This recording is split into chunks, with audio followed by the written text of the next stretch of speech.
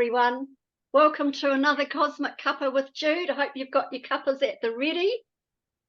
All for a very insightful evening with our lovely friend Sharron Martin, who we have had on before. And Sharron, if I may, I'll just go through your bio as we did the last time. And then we've got some lovely questions to ask Sharron, and we'll see how the evening unfolds. So Sharron is a psychic, medium, clairvoyant, and a reader of the Akashic, energy healer, and spiritual artist. She works with the Ascended Masters and is a bridge between worlds, opening doors into dimensional realms. She was a secondary school teacher for many years and taught a wide variety of subjects, although her focus was always on helping people to grow and find their inner greatness. Later, she trained as a counsellor in career development and also completed some training in energy healing. Sharron's truth is that she works guided by her soul for the good of humanity and the planet.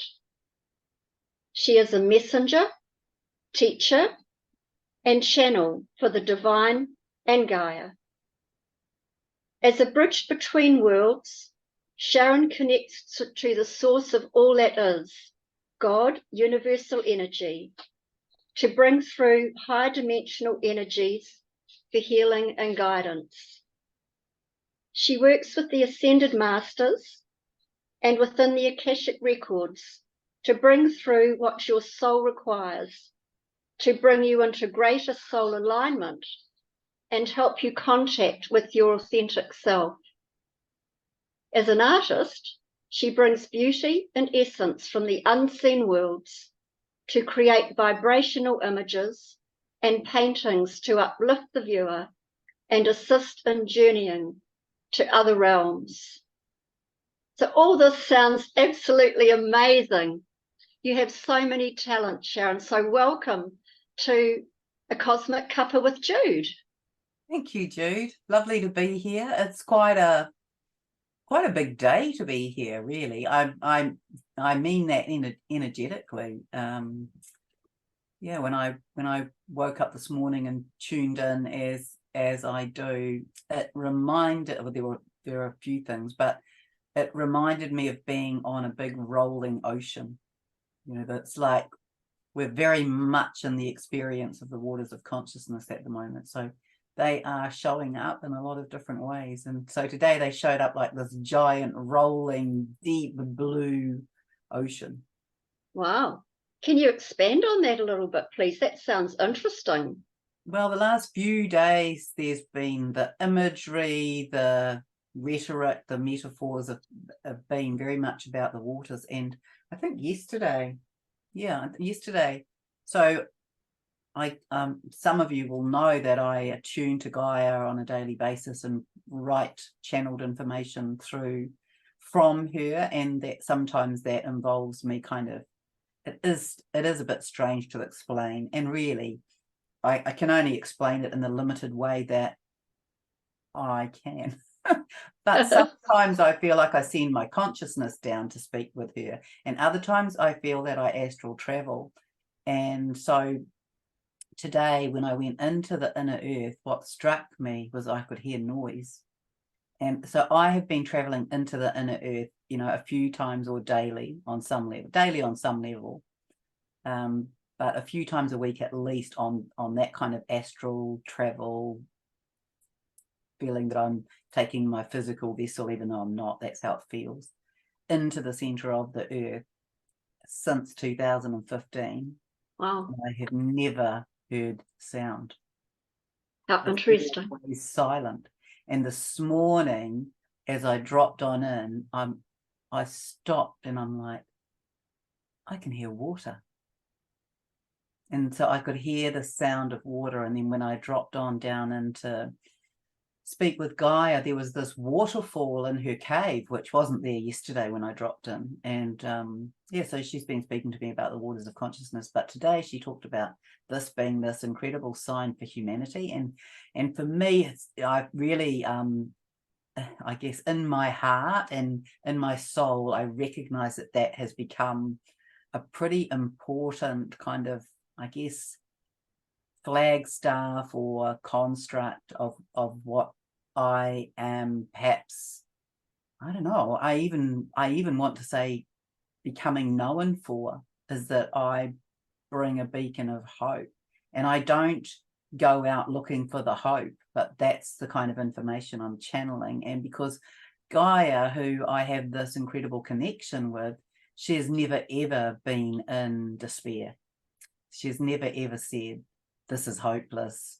That she's always spoken about, this is what we're doing, this is what needs to be cleared, this is what needs to be learned, this is not what needs to be addressed, this is what needs to be looked at, the undoing of what needs to be undone for us. And that's right back in June. That was the beginning of us working with the return in the physical. And so at the beginning of June, we had this realignment of the axiotonal alignment of our planet and of us. I don't remember when I came on, do you? Oh, gosh, it probably would have been July, I think. Oh, okay, so I might have spoken about that then. I think you did, I remember. We have moved through various sort of organs and aspects of our physical body, and in relation to and connection with humanity and the planet, the macro and the micro. And now in this month, it's like, whoa, how can anybody even deny that we are seeing this stuff happen in the physical? There's it's just showing up more and more. And that's the polarity as well. And those things that many of us here will have kind of had fairly strong knowings or gentle inklings about, for other people, they're new. And so this is what's going to be shown, I believe, and is beginning to be shown through, I think, it might just be my wacky sense of humor, but I think through a lot of ridiculousness. And I think we're going to see a lot of ridiculousness so that people go, oh, what? And so they have a double take and ask themselves. And so, you know, that's what I believe. And I don't watch the news, and I don't have television, and I don't listen to the radio. So I have a pretty skinny smattering of what comes across my screen, which will be very prejudiced, I have to say. And so I might not have a full spectrum idea about what's going on, but that's what I think, that's what's happening in our election outcomes, is that you know, there were some good things that happened in that, and one of them was the dialogue that suddenly was in the public arena, where even though the system is set up to fail the newbies, that their voice was being expressed. People were, not us probably, but other people would have been hearing things that were new to them, about how our taxations work or don't work, and about weather manipulation, and about a whole lot of things that went on perhaps during the COVID lockdown, and the 11,000 medical exemptions, that's the word, that were given out, and then you know, the painfulness of that for some of the medical staff. And you know, that's a whole duality in itself, isn't it, that we know that we all had a choice, but some people felt that they had less of a choice, or they felt they didn't have a choice. And so that, you know, we have to respect that was where they were at. Everyone was in different places on the spectrum, but these sort of dialogues coming out now, and I think it's really healthy, and we've seen things that make me think, is that for real?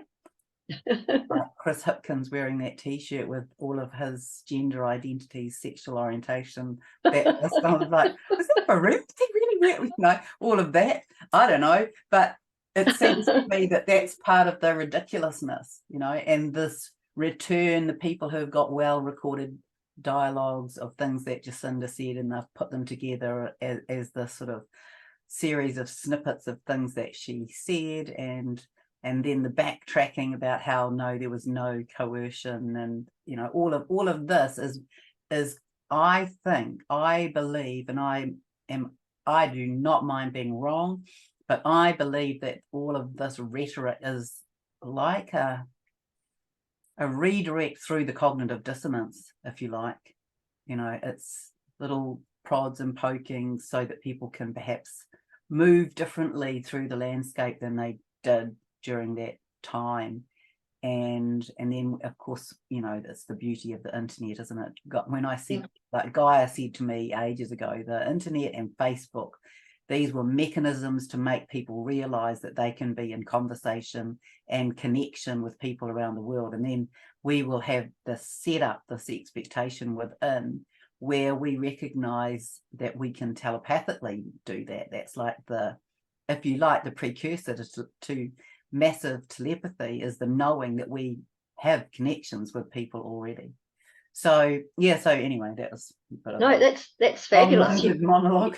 You've unpacked it a lot within a few minutes. That's just brilliant. I mean, we could go off on all angles from that. I think there's certainly a dichotomy going on right now, more so than ever. Truths are coming out and people must be scratching their heads wondering, well, what way is up?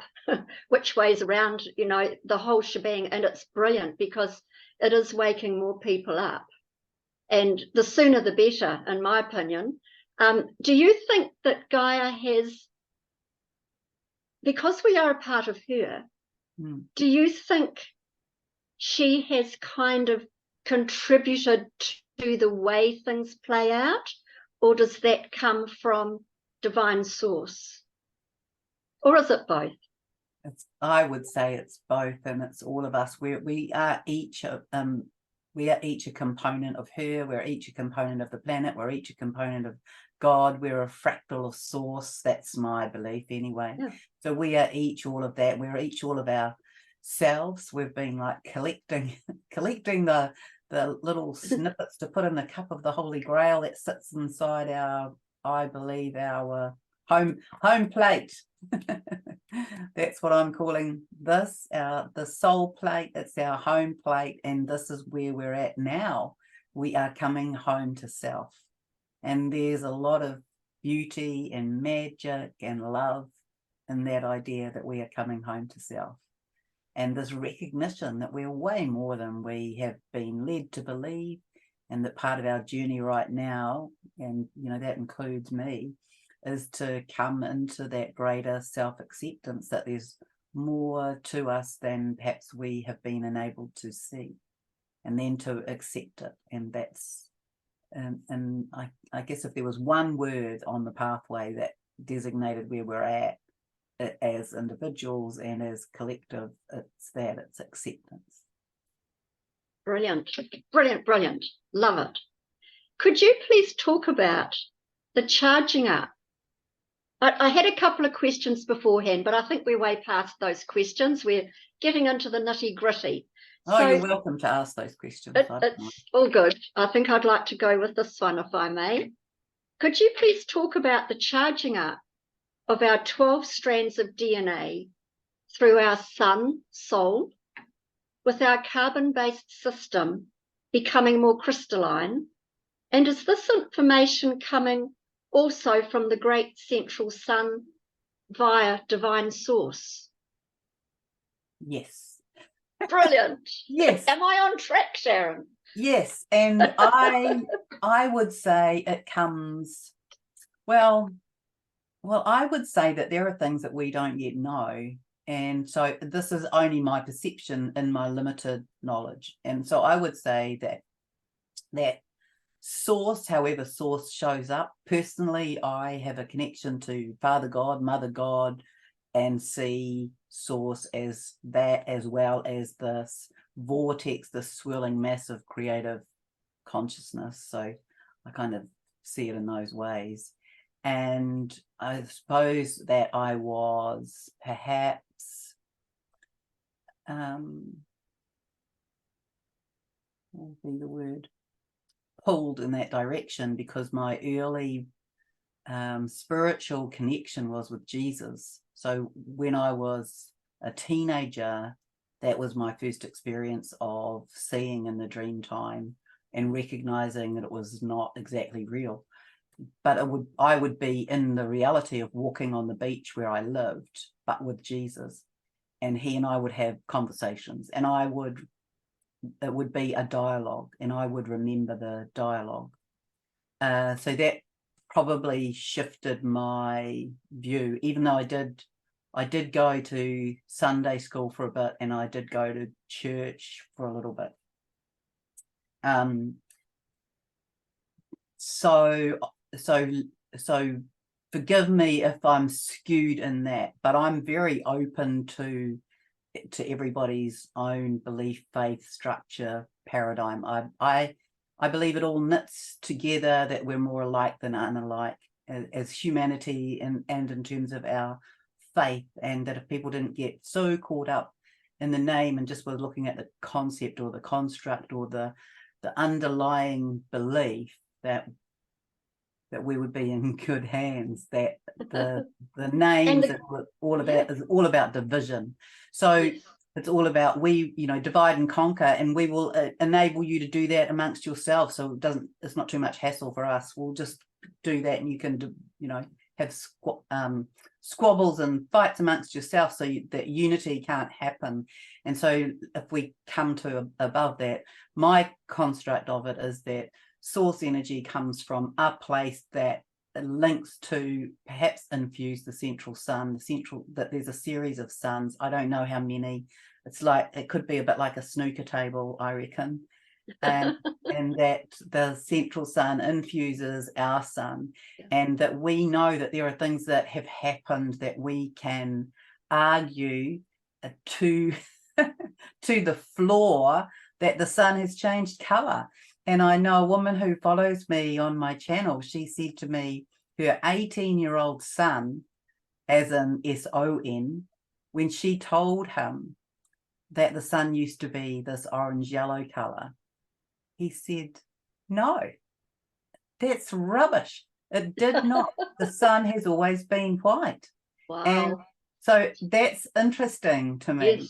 Yes. That was his perception of it, but we know that, in our time, that we've watched the sun change color, and to me it's kind of showing up as the sun is wearing this yellow orange yolk. It's like egg yolk, and it's throwing off bits of it, and now we're down to the egg white. It's kind of like that. And what I had been told, what Gaia has spoken to me about before I, because weird things happen in my channeling, I guess, and even the word channeling is kind of an old-fashioned construct to me, but in my work with her is that the sun was bringing us energies that were catalyzing our codes, or the sun was bringing us codes on the wings of its energies, or encased in its energies, and it's however light shows up. And I did a YouTube live earlier today, and this is what happens in my life, is that words come and I don't know what the heck they mean. And so I'm speaking to my YouTube audience, and I'm saying, oh, there's a word coming, I've just made it up. And I was like, why did I say that? And I said, no, I didn't make it up, I just heard it, but I don't know what it means. And it was biophotonic, and it was that our biophotonic is being impacted at the moment. Yes, perfect. So that was a word I didn't know. Anyway, that's what happens to me all the time. And I actually am very well educated, academically educated as well. And I have a very big vocab, but Gaia is always giving me words that I've not heard, and then I have to go and look them up. So anyway, so that's brilliant. This came in today, so we're having this impact on our biophotonic, and so in my limited understanding of it now, it makes sense as to kind of what I was seeing as that word came, which is like the liquid light is impacting us in this way.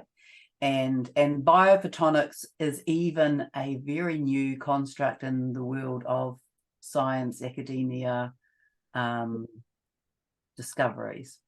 Well, when you think that bio means biological, Mm-hmm. and we're biological beings, but we're also made of photonic light. And I guess the more coding or encoding we are able to receive, we are gaining more of ourselves and becoming more aware at a higher frequency that we can resonate to. Yes, and so we are more, there's so many threads that come in here. So during our journey as soul here on the earth, especially over the last 100 years, let's just say that the last 100 years, we travel in a, I guess you could call it an elliptical. There's probably a more accurate term, but we travel in an elliptical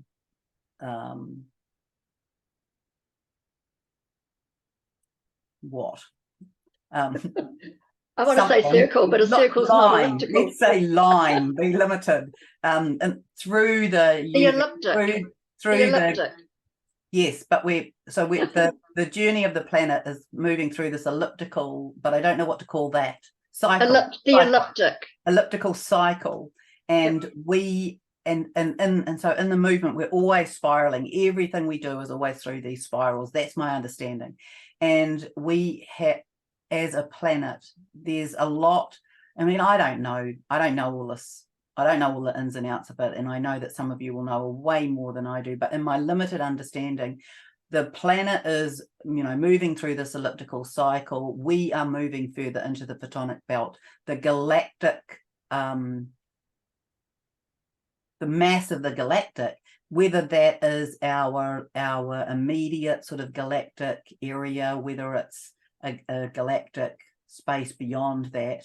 If we just talk about where we are in it, the Earth is moving more into the photonic belt. So we're receiving more photonic energies. And what I'm showing is that the photonic energies are and a big one, impact on our cellular and molecular change. And then the sun acts as an activator.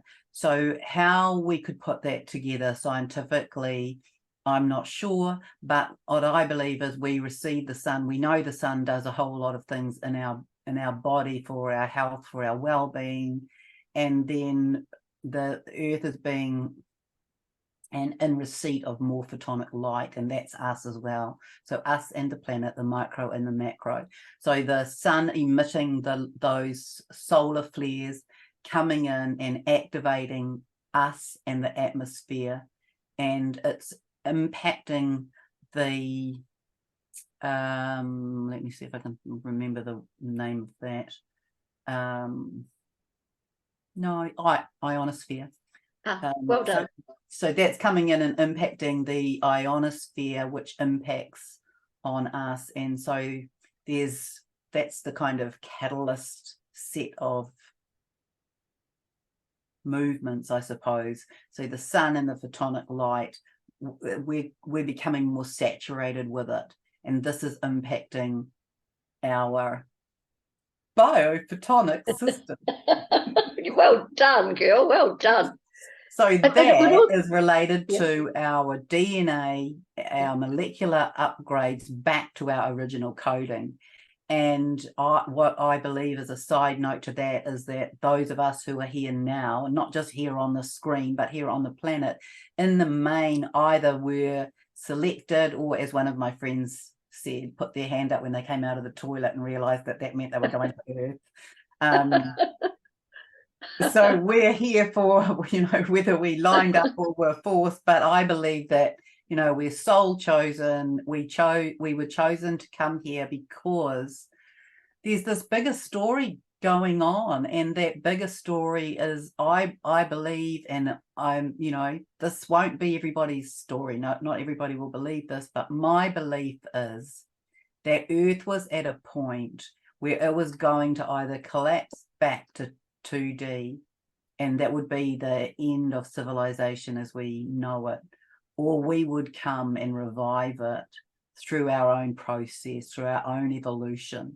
And this is what we're in. We're in human evolution, And so we came because we, for some reason, for whatever psychometric tests we had to do as soul, we got the mark that said, yes, you, off you go down there.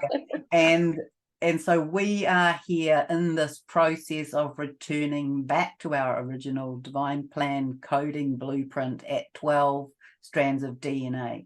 And the process of that, in my understanding, is that, so those lights come in, we as conduits, as pillars, we are bringing those lights in. They come in through the central vertical core, through the crown, they come in through the skin, they come in through the earth, and they come into the crystalline grids. So we get them in a lot of ways, and then they come into our own, what I am showing is our own crystalline earth star chakra.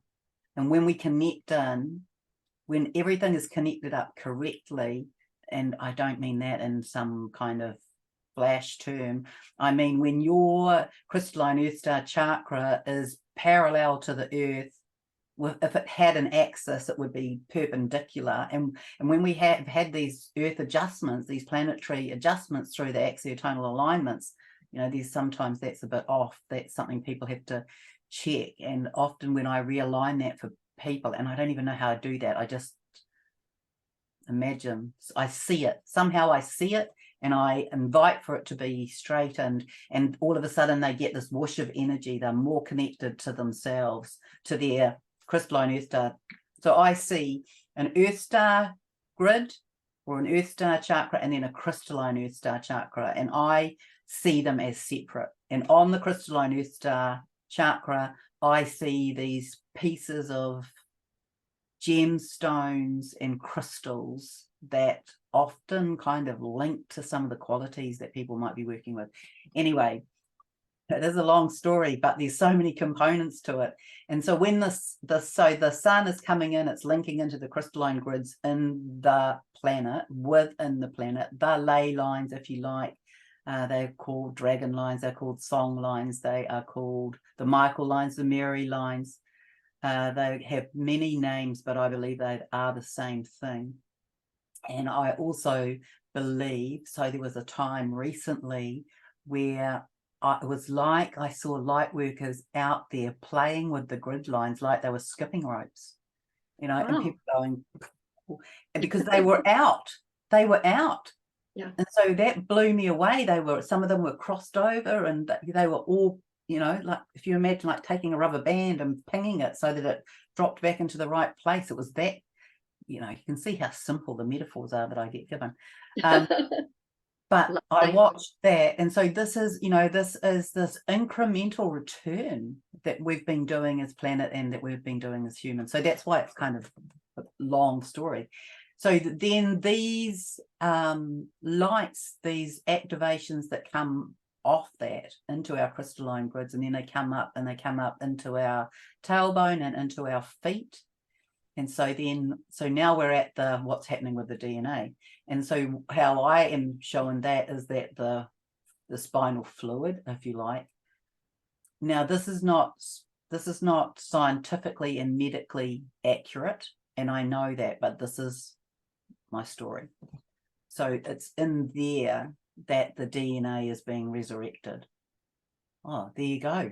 I didn't know I was going to say resurrected. That word just came out. Oh, beautiful.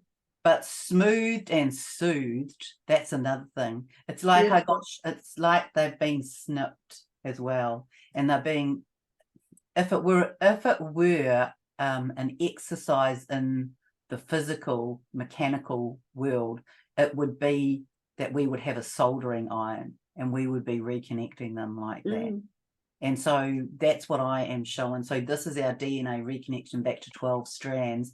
And in a way, you know, I've been talking about this happening over this time, but what I got shown yesterday was that we're at the squeezing purification time now. So it's like the muscles, the organs, the cells, everything is being squeezed to that level of purification and detoxification, so that now, even though it sounds like I've just been telling lies, but actually what it is is that I've recognized that it's been coming in through the levels, through the dimensions, through the energetic fields, and now it's in the physical.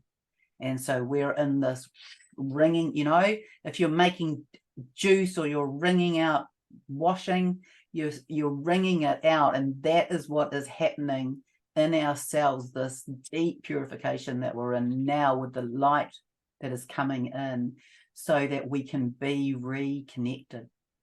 And then it may be that we've had some of that, I don't know. I kind of feel like we have. There's more expansion. A lot of people's gifts are more online. A lot of you are probably noticing that you maybe have better dreaming capabilities, that you are having intuits that come, that create movement for you, or that you know what someone's going to say before it comes out of their lips, or you can be in the, oh my God, there was such a lie.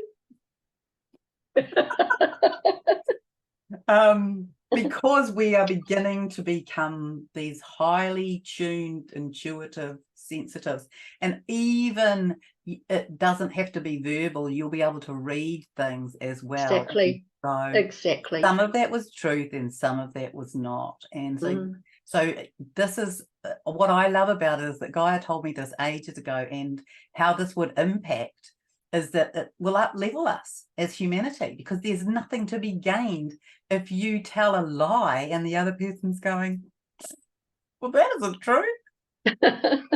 And I think this is where we are going. Exits the stage. Yeah, I think it will come to the stage that we'll know when someone's telling an untruth. Absolutely. It's going to be a whole different way of being. So would you suggest that people ground outside on the earth and do sun gazing to help in this process, or is that not necessary? Well, I think all of those things are helpful. I wish that I had got into that practice of sun gazing. You have to, I know you have to build that up. Yes, absolutely. You've got to do it slowly. Being in the sun is useful because of the activations in the skin, and definitely grounding. So grounding for people who struggle with grounding, just the physical act of having your bare feet on the ground is useful. The one thing that I want to say that I believe is a truism is that when we have energetic change-ups in our body and it gets stuck, that you have to get the energy to run down. You can't, in my experience, it's impossible, which might not be true. In my experience, it's been impossible to move energy up. So if you have a headache and it comes from an energetic, then no pharmaceutical that you take will shift it. And you cannot shift it, I believe anyway, out through your head, even though the pain might be here, and so you'd think, well, the closest exit point is out through here. It has to be run down and into the ground. And a quick way, if you're in real trouble with the pain, is to get your bare belly on the ground. And that's the belly button is, I think there's a lot for us to learn about the belly button. But you think about the umbilical, it's the connection to the mother, it's the feeding tube, it's the energy tube, it's the consciousness tube. Everything comes across the umbilical. And something that interests me that I don't know very much about is the idea of, putting oil into the belly button as a means for healing. And so I'm certainly interested in learning some more about that. But the belly button on the bare earth is a very quick way to ground. So, it's the same with children, get them rolling on the ground if they, play games rolling on the ground, but bare belly on the ground, bare feet on the ground, in the soil, in the sand, on the riverbank, in the river, in the ocean, any of those things, because we're in this sort of oxymoron really of wanting energy, of having energy running up to come into us and needing to run it out downwards. And so our system is in kind of doing both.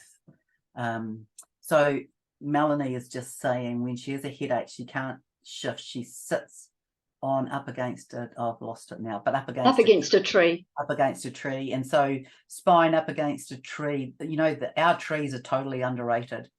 If you have a connection, there's a couple of things I want to say here.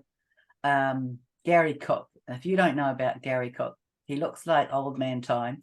He looks a bit like Merlin's brother. And he's this incredible shaman who has been working with the sound of nature in a very tangible, physical way with little electrodes. No, little. They might be electrodes, but with little pincers that he connects on to various plants and runs them through a machine that's designed to translate those frequencies into sound.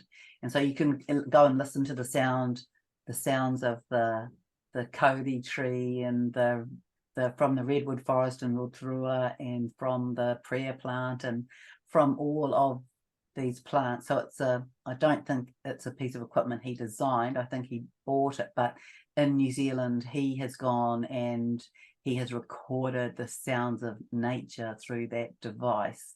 And you can listen to them on his website.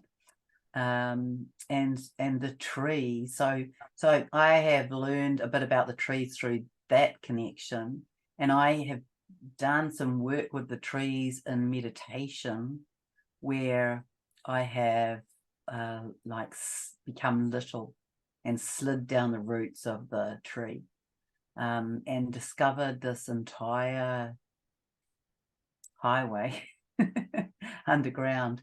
And then, you know, everybody, the website link, Rose, I'll try and find it for you, that the trees really, I feel really moved when I say this. So the trees are these communities that operate, really signaling to us how we can operate. So if you go to a big stand of trees, there are often the guardian trees or the gateway trees. And yes, it is Gary Cook.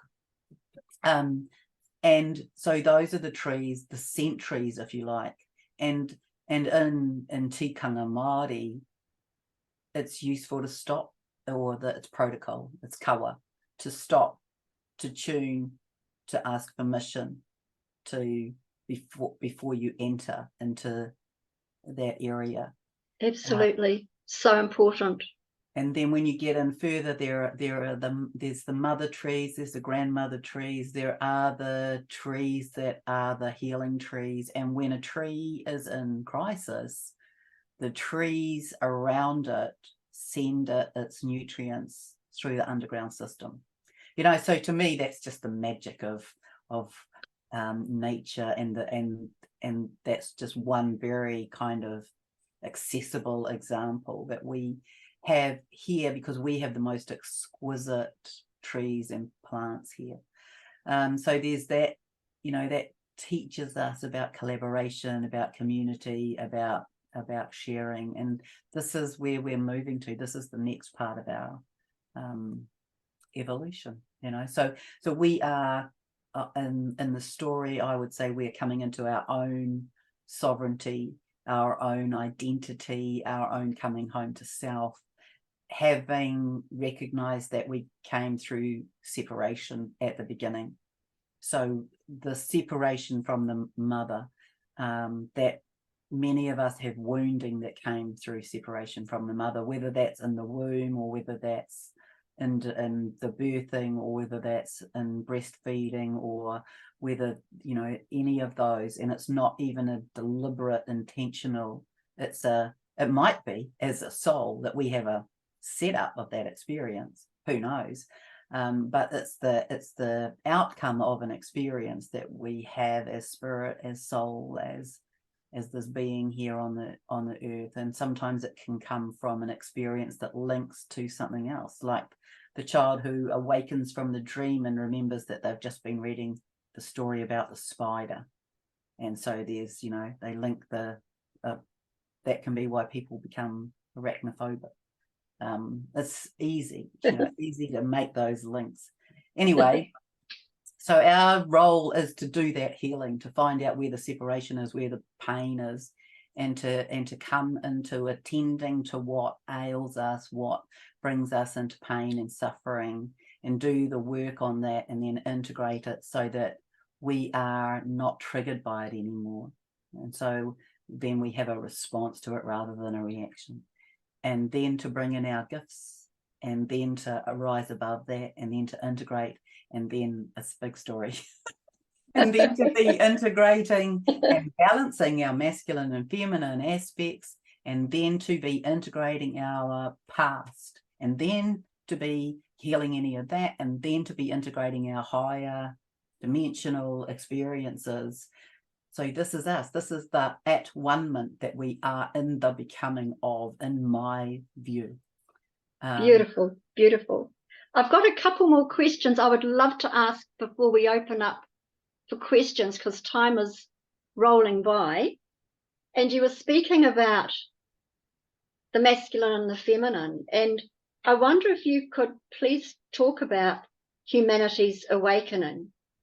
The divine feminine, generally speaking, has been for some time on this path, and now the divine masculine, generally speaking, is on a short, fast track, lightning-paced awakening to their true power to match up with the feminine principle. Could you talk about this? Our mutual upgrades weaving both together into more of our true potential and understanding each other at deeper levels, because this is so needed on the planet right now.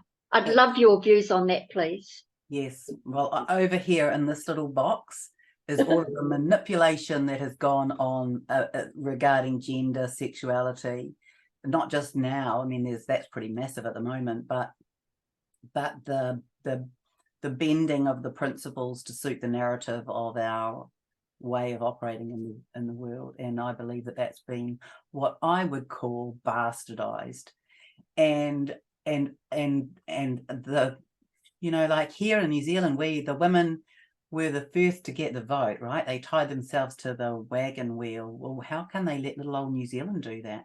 There's that's interesting in itself, but there's been a lot of setup of, well, we'll throw arrows at you for that, and then you throw dirt at us for that, and there's all of the separation of the gender identity. So that's one of the things that's happened. And so women's liberation did not really liberate women, but there was this game that was being played that I didn't realize until recently, and so that's a big story in itself. But what I want to say we're up to now, and this only came through to me yesterday, so this is brand new. Hot off the press. Yeah, hot off the press is the divine masculine. So you could see it like this. The divine masculine has been the practical, grounded, functional, making everybody safe, doing the work in the physical. And the divine feminine has been up here bringing in general. We each have both, but we're just talking about this, the energy of it has been in general more connected to the etheric and bringing in the information, the codes. And what came through yesterday, which I just think is so beautiful, is that the reason that has happened is because the divine masculine has been being the protector. The divine masculine has been being the protector of the divine feminine, so that she can be bringing in those codes for everybody.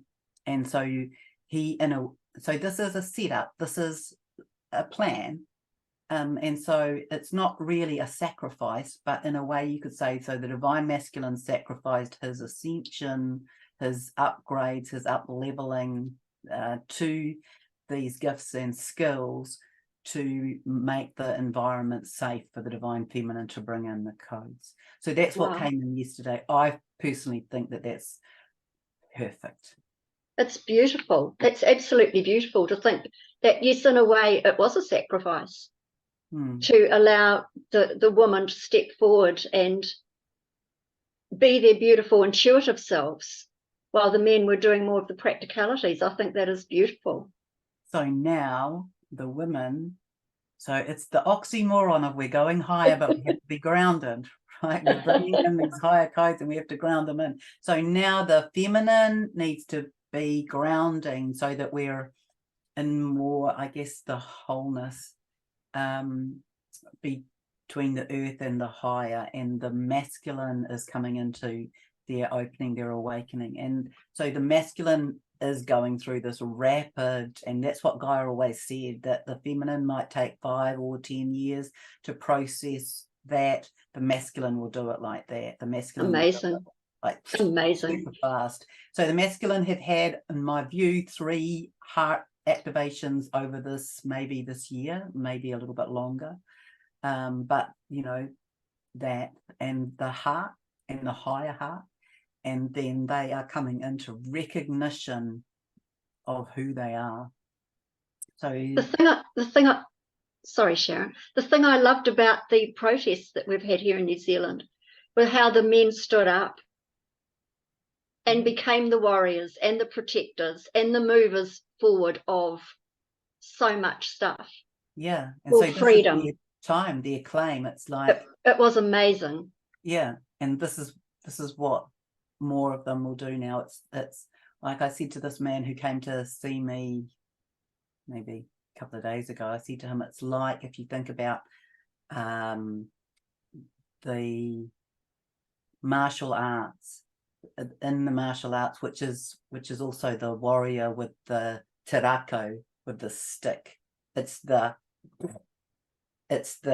centered, grounded energy in the lower dantian, in the sort of between the belly button and the pelvis. That's my understanding is that's the lower dantian. Yep. And it's like, and that's where the men are now. This is what they're coming into, their warrior self. They're grounding themselves in, and their recognition of who they are in their own empowerment, and that there's this contrast between empowerment and power over, which the women have been learning about, but the men have been trained to be in power over, to be in control, to be coming from that point of not necessarily aggression, but more of that kind of nature of maybe a more forceful nature. And so this is them coming into claiming, and in some ways it's also the releasing of the mother again. You know, all of the well, this is what you do, and this is how boys behave, and this is what men do, and this is what men need to do, and this is what I expect of you to do, my son, and all of that in training and patterning, social conditioning that comes through so now we've got this family lineage stuff, and the cultural patterning and conditioning. So this is what I believe the masculine are in now, the release of that, no, I can make up my own mind, and I will not be ruled and pushed and convened and governed by those old ways of being, because I can feel in my heart, and I can be feeling my own power, but my own power can come through love. Yeah, so important. Yes. Well said. It was absolutely amazing. We've spoken about the turning point for humanity, which I so love because it's what we so need. A shift of the ages, not only for Terra, Gaia, but for the solar system and galaxy. Could even be more, I'm not sure. Yeah. Gaia, according to you, mentioned restoring her rightful place as the crown jewel of the galaxy, which I absolutely love. Yeah. And personally can't wait to see it. How do you see this unfolding? This is actually quite exciting. And I think we all need upliftment. We all need to know that hope is not lost, which we know it isn't, but we need a bit of oomph, particularly after, you know, voting and all of this stuff that's been going down. What can you have to say about that, please? Well, quite a long time ago, that came through as a message from her, that this is our process, that she is returning to her rightful place in the galaxy as the crown jewel of the universe, or the crown jewel of this, local galaxy. I can't remember the exact preciseness of it. And the living library as well. So there's so many aspects to that, but there's this collection of DNA that's come in where maybe we are hybrids from various places and destinations that aren't here, and that maybe we're an experiment. That might be another way of placing it. But we've been in demise and now we're in arise, and so we are rising back to that, this fifth dimensional planet, where I am showing that we will, this jewel in the crown of the universe, the living library, we will become what was the other word that she used recently? An intergalactic, I've lost the word, drop off, destination, an intergalactic destination. And she has always said that these things will never happen ahead of us. We'll be ready. We'll be ready for these things when they happen, because fear is a lower vibration. So we also know that we need to be aware of that now, that there's a lot of fear mongering going on. If you think about the dark, if you like, the dark, the desperate, the evil, the satanic, the deep state, on their whole sort of melting pot of where they are on this end of the spectrum, they are like hanging off the cliffs by their fingernails. So of course they're going to throw everything at us that they can find and think of, and it will be done in desperation, because it is that we evolve through frequency and vibration, and so we need to be at least coming into ease, at least coming into neutrality. That's what we want to be encouraging everybody to do, because fear is a lower vibration. And so this is their game, their tactic. Oh, we'll throw that at you because you'll be scared. Well, who knows how much or how little truth there is in the Palestine-Israel experience. There's definitely been people who have said, oh, that isn't there. That's a clip from Syria in 2010, yeah. or all of that. And yes. and so fear is the fear is what drives a lower frequency and vibration, and love is what drives the higher. So we want to be sitting in love, and so how I see it is, it's this polarity, and the first thing to do is to find ease. When we come into ease, we're in neutrality. And so it's good to encourage others to not buy into those things, to not get into argument, to not be putting your energy into these lower frequency things that really, you could say, that's the newspaper's job. That's the TV news, that the anchor's job. Do they tell you about somebody's Aunt Molly who lived up the road until she was 107? No, they don't. They tell you about the 3 people who turned up at a clinic today with skin cancer because they went into poisonous waters off the coast of Taranaki. I'm just making that up. I'm just making that up.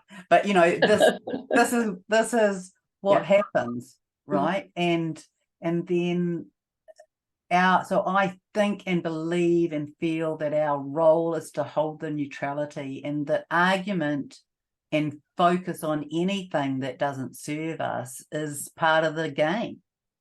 And so we have to try and not get pulled into it, so that we can rise above it, and then we hold a frequency that's higher, that has an impact on those around us, and that has an impact on the collective.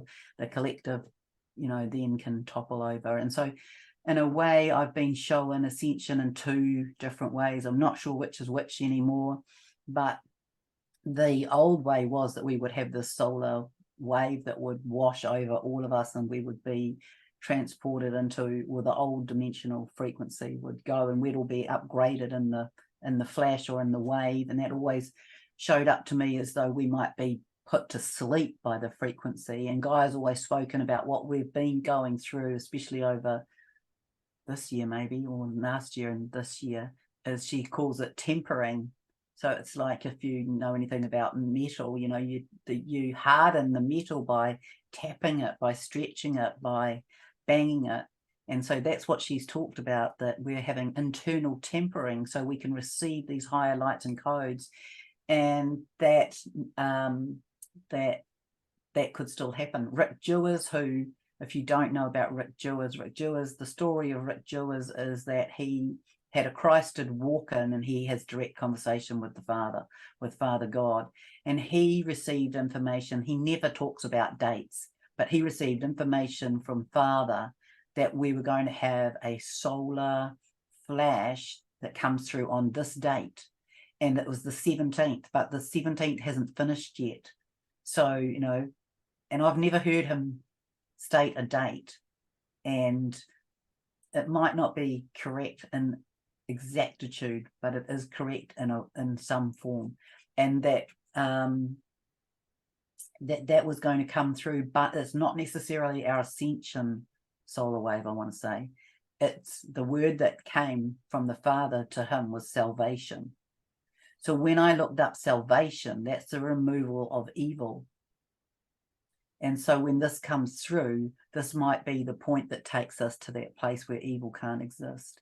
This might be the place that Gaia has spoken to me about the molecular structure of truth and lies, that the molecular structure, we will get to a place where the frequency will be such that lies cannot maintain their molecular structure.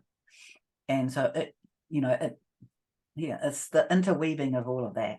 So whether that happens today, whether there's a flash somewhere today, it kind of feels like it's likely, because, you know, he speaks directly to the Father. Well, so do I sometimes, and I also speak directly to Gaia. And, you know, she gave me a date a few years ago about ascension.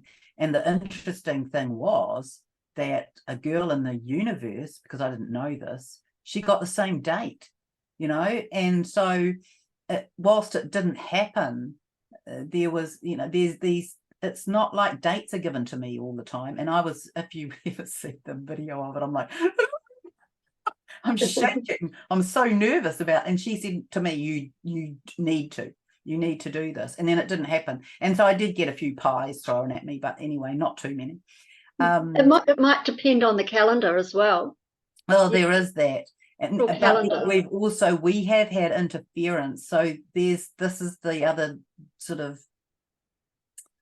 dichotomy, I suppose, is that, you know, how powerful is the divine? Well, you would think that the divine would be able to overcome those, but then we have to be in the team, don't we? So we have to do the work towards that evolutionary step. And so this is the removal of what holds us down, of what anchors us into the lower, of what affects our frequency. And so this cleanup, my understanding is the cleanup has taken longer. The cleanup has revealed more than was known, at least on the earthly level, that, you know, I think what Gaia said to me was on one of the occasions when something was to happen, there was to me, it looked like a broken thermometer. It wasn't. But if you think about a thermometer broken in half, it looked that was what the device that she showed me looked like. And that is pretty amazing. If you remember the story about when I saw the giant, any of you ever caught up with that? I walked on the beach, I came home, I was with a friend who is a shaman, and often, so she is in connection with Commander Ashtar. Commander Ashtar often says, you and Sharron need to do some work together. So she rings me and says, we've been told we have to get together. So anyway, so we are walking on the beach here where I live, and when we come back, she starts talking to me, and I said, oh, hold on a minute. Hold on a minute. And I'm telling her what I'm seeing, and I'm like, I'm seeing the earth, it's opening up like a sandwich that was, you know, where the bread was all squashed down, and then it's starting to open. You know how bread does that? I'm watching the earth open up, and I say, I don't know what it is. And I'm like, oh my God, it's a giant. And so and I'm watching this giant being revealed in the information I got about it was that this was a giant who was held in stasis, and he had this, you know, if you imagine being a giant, and he had this big book in his hand that looked like this. And on it was written the life of Babylon, or the Babylonian times, or something like that. And then I spoke about it on my channel, and people said Michael Sala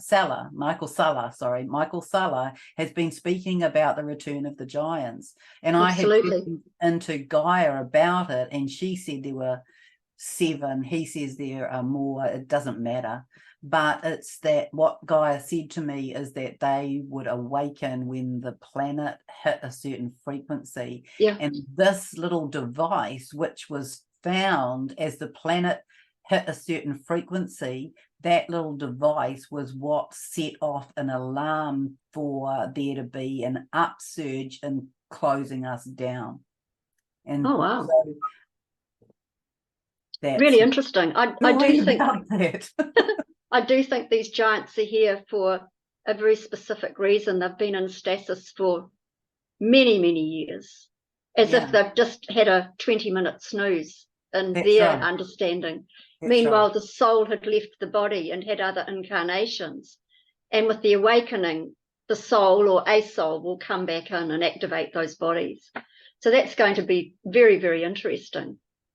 Yes, that's right. And what you say is correct. And what Gaia speaks of is that they will activate the learnings.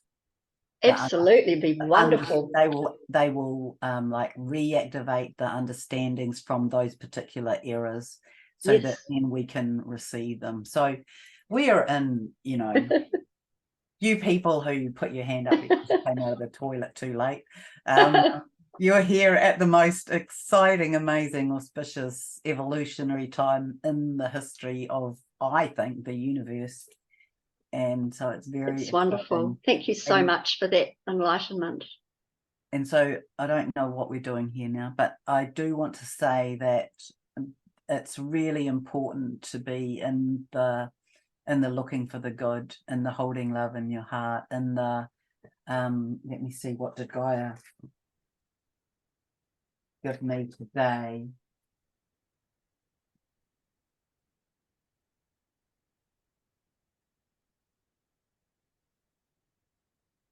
You notice when you first awaken in the dawn of the morning, to be in reflection of self, because all of your senses are expanding.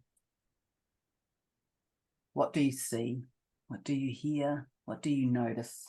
What do you feel? What do you intuit? And then ask the question, are there any messages for me? And get into the practice of beginning the day. And don't be disheartened if you don't get an answer to begin with.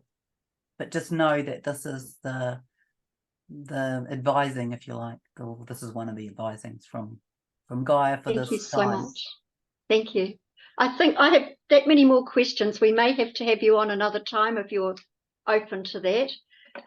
If we start opening up for questions very shortly, how do people find you and what do you offer?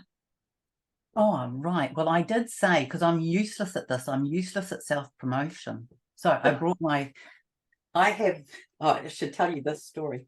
This is the elixir of youth. You can't drink it.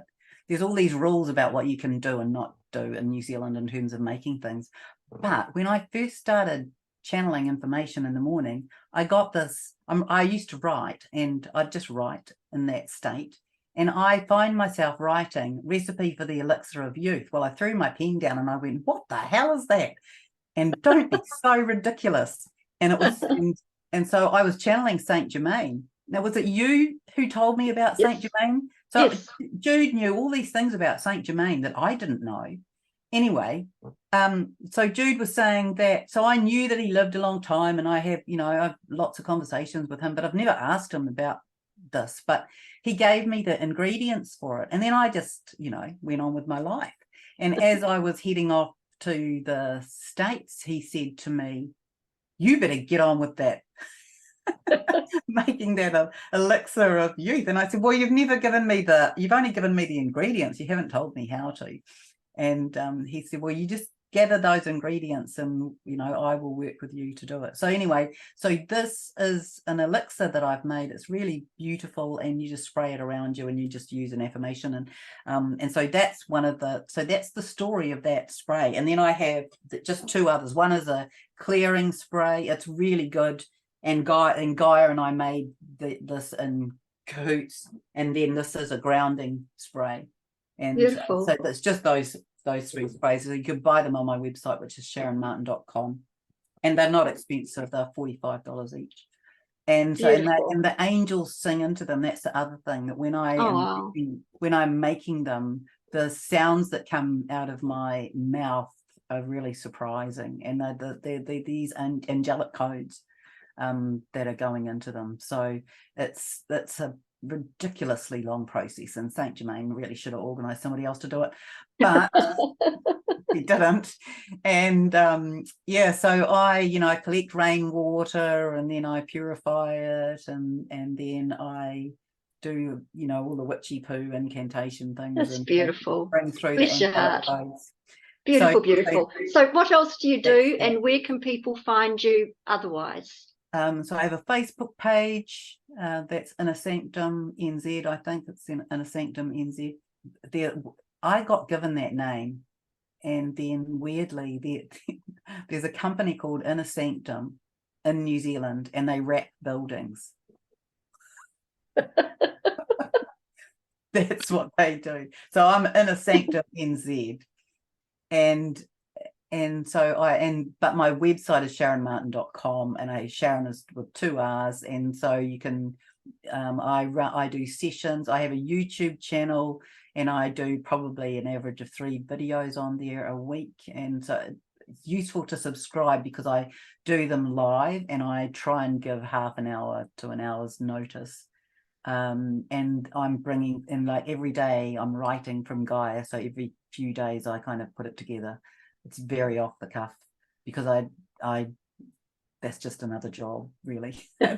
And honestly, the people who are on my channel are just beautiful, amazing people like you people here. So I do that, and I do energy work and clairvoyant readings and past life, Akashic record stuff, future life, in person and on Zoom. And I have clients from all around the world, and it's a real privilege, I have to say. So that's beautiful. Thank you so much. You're a very amazing woman. I'm just going to put back onto gallery view myself. So if anyone has a question for Sharron, we're not going to be too long on questions this evening. I wish we could be longer, but Rose, would you like to ask your question, please? Unmute, and may we see you? Thank you. Hi, Sharron. Thanks for your wonderful information. My question is, can you say something about the codes of trees? What are they? How do they work? How are they used? And is it possible to connect with them? Yeah, well, the last part, definitely I can speak to that. Let me just see what I can ask about really, I want to say it's in the essence of the energies that run through their veins. The equivalent of our blood is where the codes are held. So it's running in their sap and in their energetics, and they are in continual recycling and flow of that through all of their systems. So they're using that photosynthesis system in a similar way to we're using our new word, photobionic, or in our skin. So energetically, you can definitely attune to their spiritual essence, and by leaning up against them, it's easy to do that. So I had an experience once where I was at Mount Shasta, and I leaned up against the tree and I was crying, and I didn't know that the trees could talk. And I heard the tree say, "What are you crying about, little one?" And I said, "Because all of you are dying." And the tree said, "No, it's just that it looks like that. We are changing spin.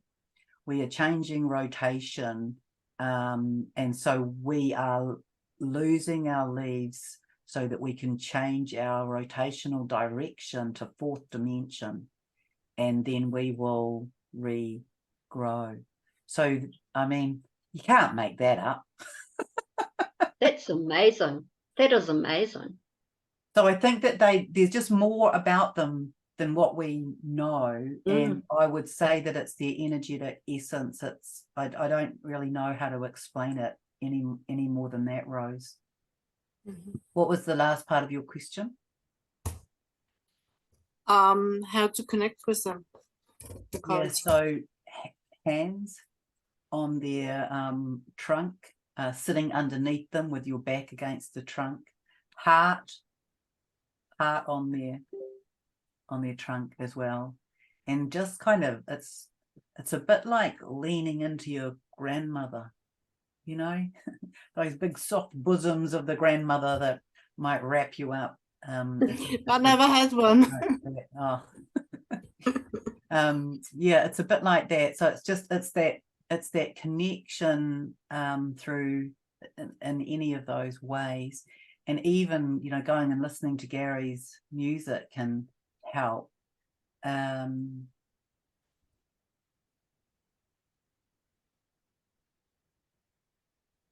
Yeah, and I think speaking, being in prayerful communication, and just expect that it will happen, even if it doesn't happen the first time. What else can I offer into the question? I just want to connect with trees, and I've never been able to. I mean, I've tried, but I can't talk to them, or they can't talk to me, or I didn't hear it. Yes. Okay. So there you go. Shift your dialogue around that to be saying, so I like to use these words: I'm open to, I'm curious about, I am interested in. It is possible. Maybe it's possible that I can speak to the trees. I'm open to being shown. I am curious about how I might do that. And you're using the dialogue that's enabling the surrounding energetics to align with you. How can you work with the codes of trees? Just by being in connection with them and speaking to them and hearing, because they have a lot of ancient knowledge. What do you do to connect into yourself? Oh, close my eyes. Yeah. Go inwards. Yeah, so just do it from that space. There's also a little trick if you have a busy mind, is that you can shift your brainwave patterns into a slower brainwave by rolling. So you have your eyes open, you roll your eyes up to the ceiling, and while they're up there, you close your lids. Your brain is fooled into thinking that you're going to sleep. So it shifts from a beta or beta brainwave pattern, which is what you need when you're crossing the road so you don't get run over, into alpha, which is like the pre-sleep brainwave pattern. And so that's another way that you can get more deeply into your own internal connection. Okay, thanks a lot. Great. Thank you so much. Alan, how are you? Good, thank you. Hi, everyone. Is it permissible to ask about our recent elections, or is that not something we should be talking about tonight? Well, you can ask. Okay. Where do you see New Zealand going now that we've had these results, and were they manipulated in your opinion? Well, in my view, elections have been manipulated for a very long time. Mm-hmm. And it's just that we're catching up and realizing that. And in a way, well, so Gaia has spoken, I think this is a really lovely term, we're in the turning of the sod. That's where we're at. We're in the turning of the sod, and she has always said that there would be three sectors that changed first, that became apparent, that collapsed, and it's finance, economics, so everything to do with money in the banking system. Yep. And so we know that that's happening, don't we? We know there are a lot of banks in the US that have collapsed. We know that the US dollar is now called something else, a federal note. A note. It's called a note. And so that could be the quantum dollar, maybe. And we know that, you know, they have debt of $33 trillion or something, but now it's changed. So on the debt clock, some of those numbers have changed that would indicate that we're in a movement somewhere else. And then we know that there's weird things happening with the banks, aren't there? So a whole lot of them have been closed. You can make a transaction to move from one of your own accounts to another account. It can take 5 days sometimes. So they are really manipulating our money because they don't have any. So, you know, they're taking my $20 and your $50 and somebody else's $2,000 and investing it overnight, and might invest it for a few nights more because they've got no money. So those sorts of systems, they're being milked at the moment. And then we're in this. So there have been things that have happened in Congress in the US. It would seem that the US will lead the way in the change of the monetary system.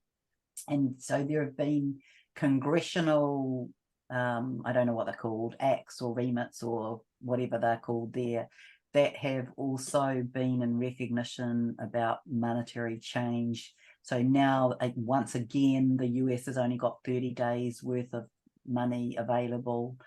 And then there's been a lot of work with the Securities Commission about some of the digital currencies, especially XRP. XRP is one of the cryptocurrencies that shows up as a potential business currency that will be used. Don't quote me on that. I do have some though.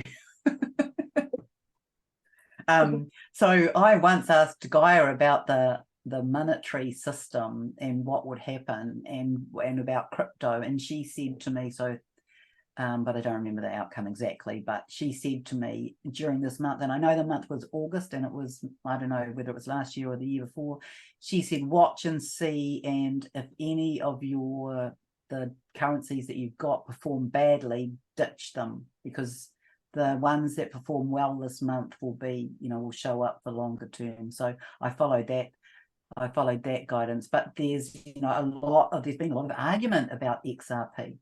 And it seems to me, that it's been well structured and well set up in terms of its blockchain and blah, blah, blah. And so why all of the legalese, why all of the argument? That kind of rings alarm bells for me. So it's been really tested and measured in a whole lot of ways. Gaia has always said to me, in terms of economics, that we would have several transitional movements. And that ultimately we wouldn't have any money. Rick Jewers, he, from the father, if you don't know about an organization called gpms.world is the website. It's an invitation for humanity to sign up, and all you have to do is put your name, I think birth date and address, email address. And he is collecting basically the tipping point of humanity to say we want a new system. So this is the system that he has instruction from God that he has received, and I think it's worthy of support. But I still think that it will still only be an intermediary thing, according to what Gaia has said anyway. But I have a lot of trust and faith and honor in that man. I have watched and followed him, and I think he's very congruent with what he says, and he often gets similar information to what I get from Gaia in a similar time frame. So that might be worth looking at. But economy, government, and health, that is what she said would be the first three collapses. We're in the collapse of structures and systems that don't serve humanity. And so this is what we're witnessing now. And that's why there's all, you know, I mean, if you look at the Joe Biden example, it's very obvious if you pay close attention that the Joe Biden example is not the same person as the Joe Biden example previous, that there are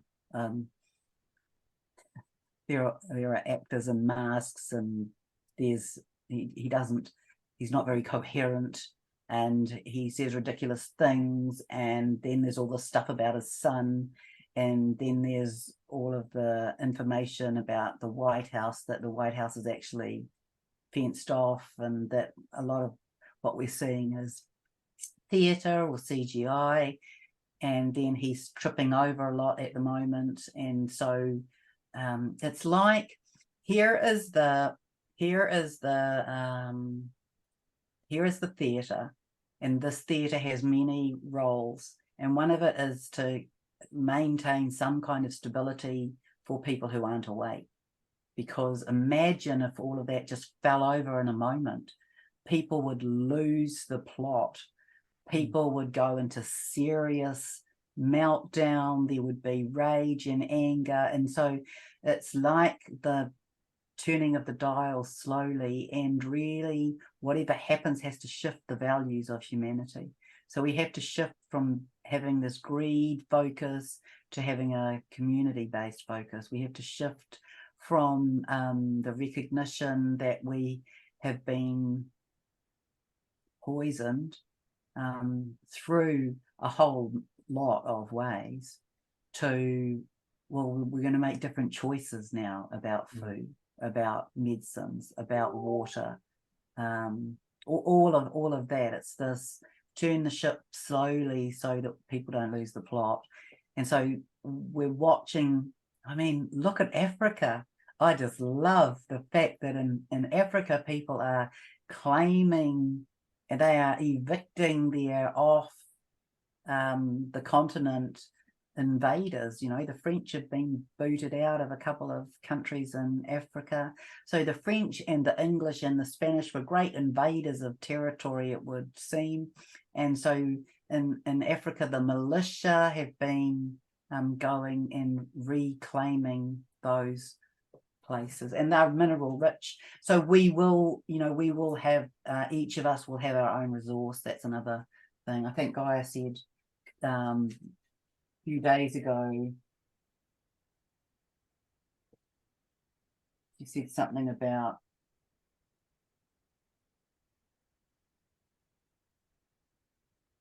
too much writing, sorry.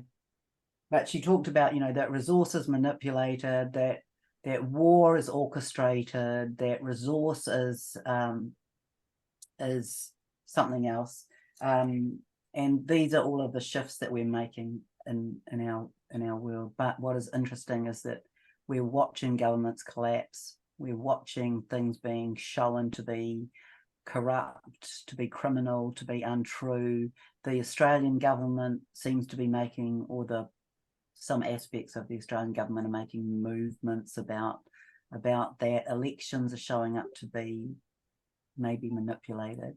Well, we know that they're manipulated, but they're showing up to be manipulated. And so some of this is coming out. This, you could see Trump. I have to tell you about Trump. So I once asked Gaia, why is Trump not dead? Because that was what occurred to me. How come he's alive?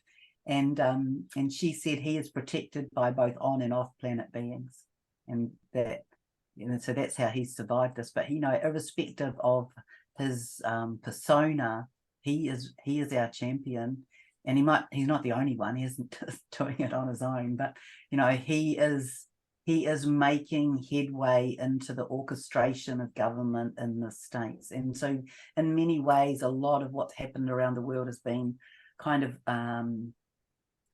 pushed from the empire, if you like, from the royal bloodlines, and then kind of orchestrated from the States, because it's, you know, there's 360 million, I think, is their population. Yeah, so there's a lot of people there, and also my personal view of Putin is that he's a good guy, and I remember looking at him and reading some stuff that he wrote and listening to him speak, and I just thought, ooh, and then a little bit later on, so I think he's a walk-in. If you know what a walk-in is, it's another soul entering into the body, and then I listened to him again, and I'm like, oh, Mr. Putin, you feel different. And so I believe that he's a walk-in, and you know, who knows how many of them there are, and who knows, maybe we're also our own walk-ins, you know. So maybe our higher dimensional aspects are coming in to ourselves, and that's another way of viewing being a walk-in. Yeah, so that's a bit of waffling about some of the bits about it, Alan. So that was economics, banking, and health. So, you know, well, the other thing I heard today, which I haven't quite got my head around, is that Rainer Fulmuck, who's the German doctor, has been arrested. Yep. And yes, that he was in neutral territory. It was a bit of a setup by the German embassy, and he's been arrested. Yep. And then, you know, we've had so Peter McCulloch has been well received with his work. So we're having more of that kind of come out into the mainstream. But it's, you know, the whole health sector it's interesting to me, because it's staffed by a lot of people who are very caring, very empathic, very compassionate. They have become those people. They have taken on those vocations because they care about others, and yet it's infiltrated at the other end by the money loop. And so here they are they've been educated to believe that that is the answer, and so that is the answer they give, and it's inculcated and it's programmed, and that's, you know, that's one of the money loops. War is the other. That's, you know, they needed to make some money because their money's been taken. Exactly. So, oh, well, let's throw a bomb somewhere. So, you know, we're in the watching of it, and it's good to just be the detached observer, because this is the systematic decline of the systems that have stopped us from our ascension. Thank you. Thank you so much. Do you have time for one more question from Andy, who's been waiting? Is that okay? I do, yeah. Thank you. So, Andy, we'll have you as our lucky last, my love. Awesome. Thank you. A couple of quick questions, if possible. Thank you for this evening, Sharron. It's been amazing. First quick one is, you said there was 3 male activations this year, and I wondered if you could please clarify what they were about, please. They were heart activations. And so they came into, if you like, awaken the heart, prise open the heart. They definitely, that was how they felt. They felt as though the energy had moved the heart, had opened the heart center up, and as I was feeling into those, some of them felt quite painful as well for the masculine. I don't know if you noticed any of that, but it was like the bones were being stretched, like the cartilage was being stretched. So that was how they showed up. It was a little bit at a time, the opening of the heart, because the masculine has had their heart closed down because they've been programmed to operate from the brain and from the head and from the mind. All of those three, you know, they all sort of slot in together. Wow, awesome. And the last one was, any tips on your opening statement? It was to do with that. Is there any tips from you on how to be guided by your soul? Yes. So let me give you an exercise, and it's a practice. So it's because we're so trained to work from the head. And so let me see, just move my screen a bit. So if you put your hand, doesn't matter which hand, on your head where your crown is, and just lift it up a little bit. And the exercise is to breathe into this space in here. So you're breathing into the space between your hand and wherever we're placing it. We're going to move it from here gradually down to the heart. But you can, if you tune into things better with your eyes closed, then roll your eyes up, close your eyes, so you go into that brainwave pattern, that alpha brainwave pattern. But you are imagining that you are breathing in that space between your hand and your crown, your hand and your head. And you are watching and feeling for receipt of the energy in your hand. So it might be warmth, it might be tingling, might be something else.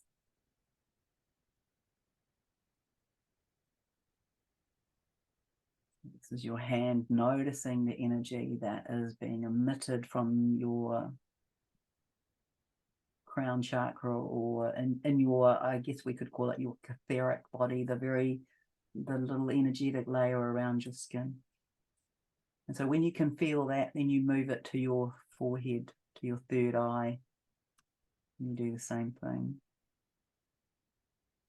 And what I can tell you is that if you notice the ones that have a lot of heat and that you feel more quickly, those are your chakras that are more activated.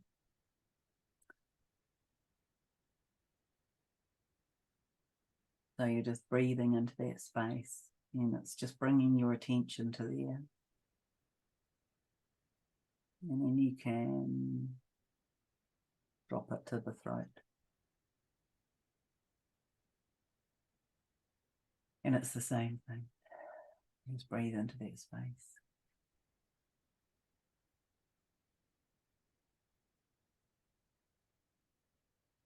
And I want to tell you, there's quite a lot of people in this room who have pain in here, like, ooh. That's the unspoken. That's the things you haven't spoken out loud to yourself even.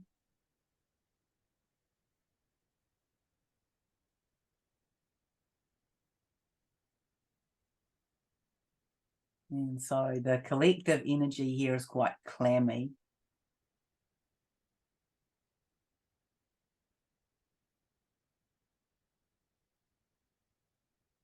Now you're going to place it on your heart. So you can do higher heart as well, higher heart and then heart, or both, maybe put it this way.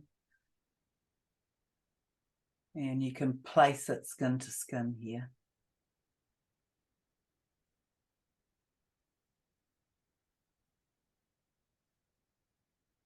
You sit here with the focus on it being there, with the in-breath and the out-breath.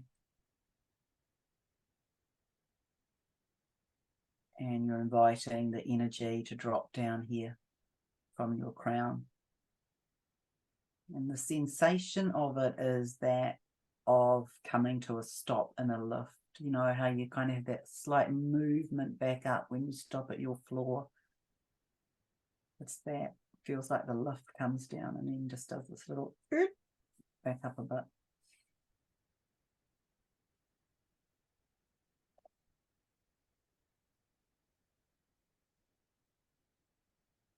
So quite a few people are there.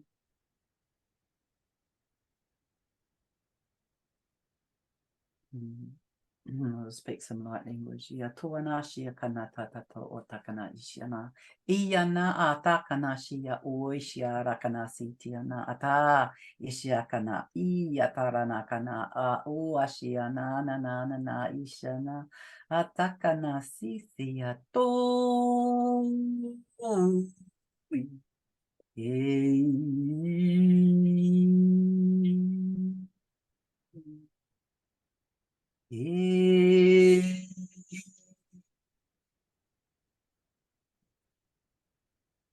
Shiyana akana siyatana rarakana shityana ata shishi shiatakana nana ityara. Take a breath.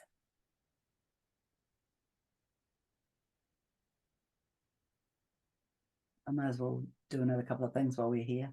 You did really well with all of that.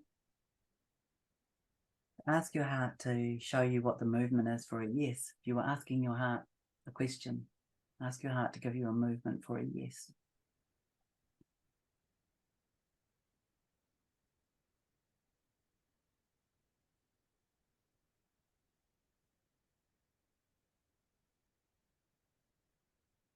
There's a few different answers coming through, so just feel what yours is. And don't be concerned if you don't know. And then, whether you've got an answer or not, let's ask your heart to give you an indicator for a no.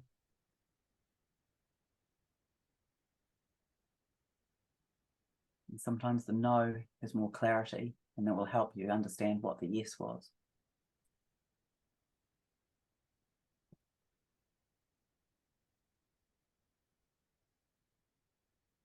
So some people do this as a Jan, like what Jan's doing. She's standing up. So some people do it and their whole body rocks forward, backwards, or sideways. That's another way to do it. My mum told me last week on the phone that she taught somebody how to do that at the RSA.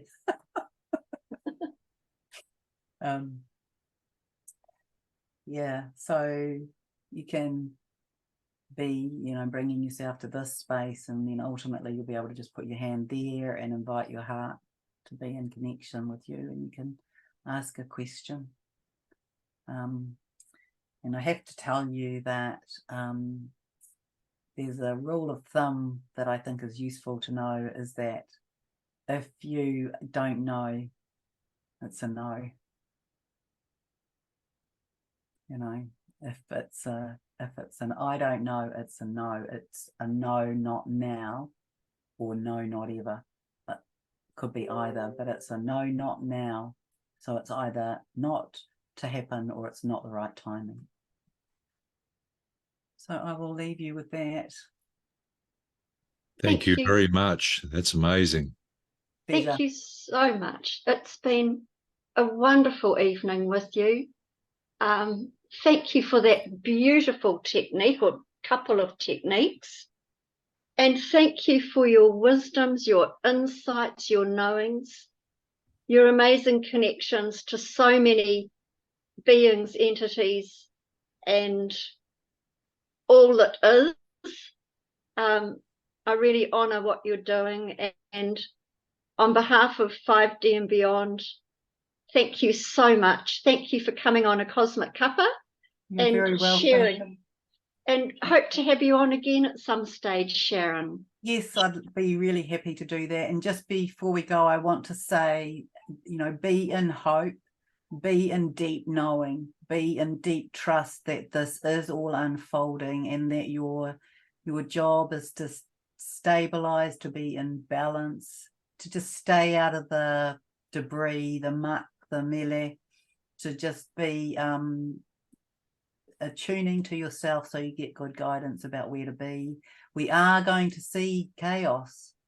We are going to see systematic collapse.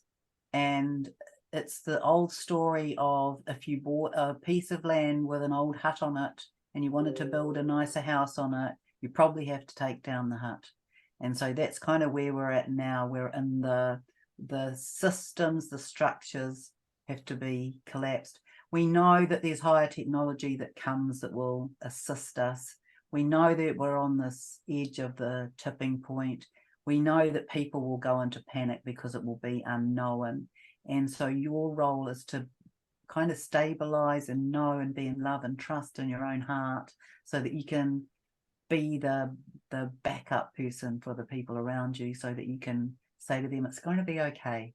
We're shifting, we're having a dimensional shift, and we're moving to the creation of paradise and heaven on earth.